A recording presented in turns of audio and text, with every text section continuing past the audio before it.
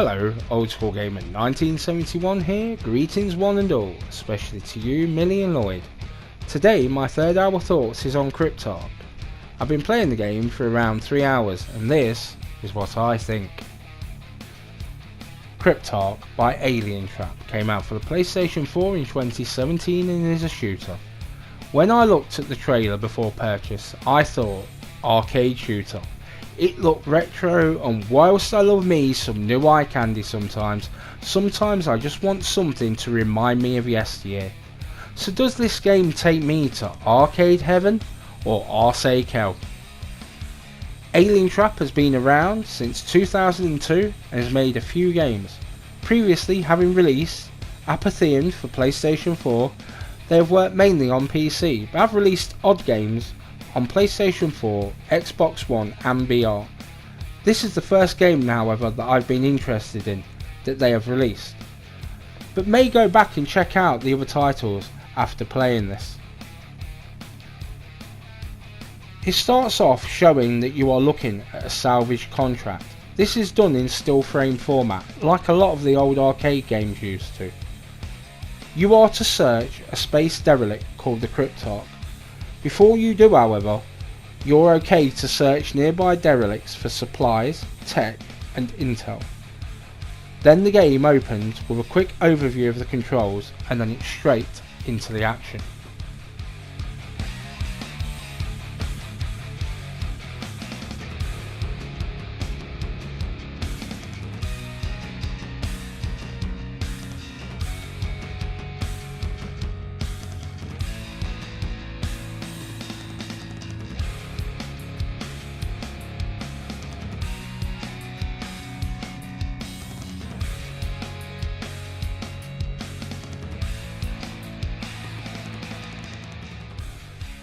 As this opened up, it reminded me of some of the old time greats. Cybernator on the SNES and Killing Game Show on Atari ST. That was Fatal Rewind on consoles. Also Metroid on the SNES. Overall this is a solid arcade experience. Easy to get into but challenging enough to make it a rewarding play. The levels are pretty fast and fun. The Just One More Go is in full effect here. It's a twin stick shooter, and whilst responsive the difficulty soon ramps up. It's pretty easy to control and nothing seems impossible. However, one mistake and it can all be over, as you are taken out in mere seconds.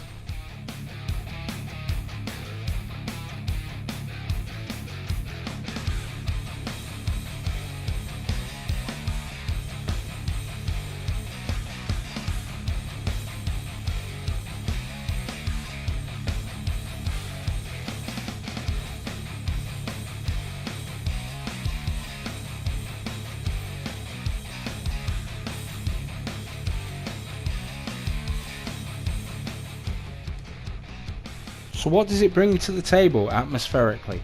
Not much in the way of story, but nor did most arcade games.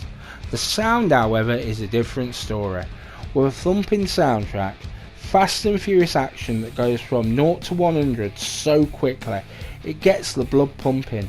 This truly feels like an old arcade game. It has been such a long time since a game made me feel like this. House Marquee, Dead Nation. You see, you don't get atmosphere from the game, rather the on-screen action, and boy have I missed you, old friend. Please don't leave it quite so long until the next time we meet.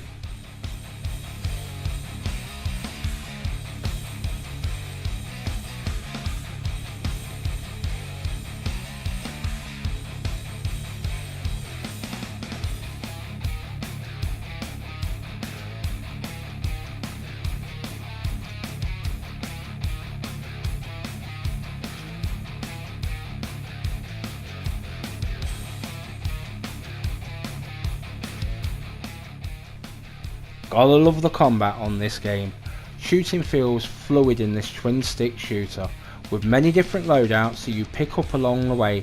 It's all about finding the weapons that suit your style of play is paramount. However, the secondary thing is to be a little bit flexible, as there are bonuses for finishing each derelict with fulfilling certain criteria. You should check this before starting any level, as it can affect your loadout. As such, learn your limitations, collect what you can to unlock better equipment. All of this will help you get further into this game.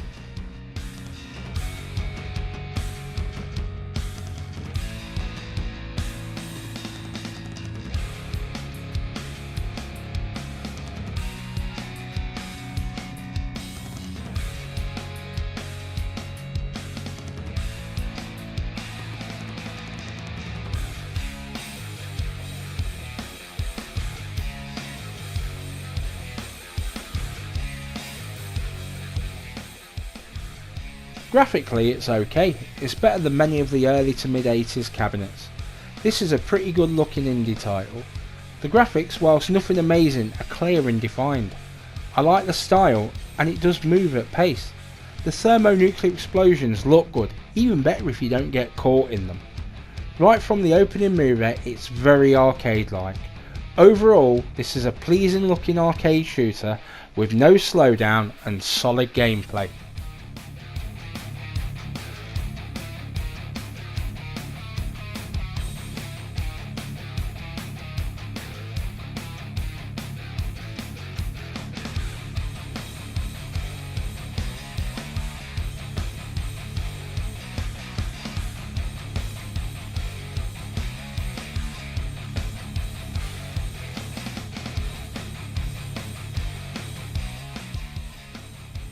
Sound helps all round, especially with the atmosphere.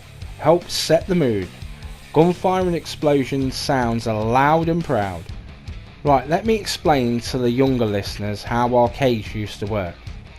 When arcades was massive, in the 80s and early 90s, cabinets would be set to play a demo and play loop music.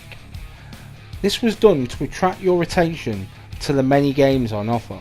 This music feels just like that, which is a really good thing.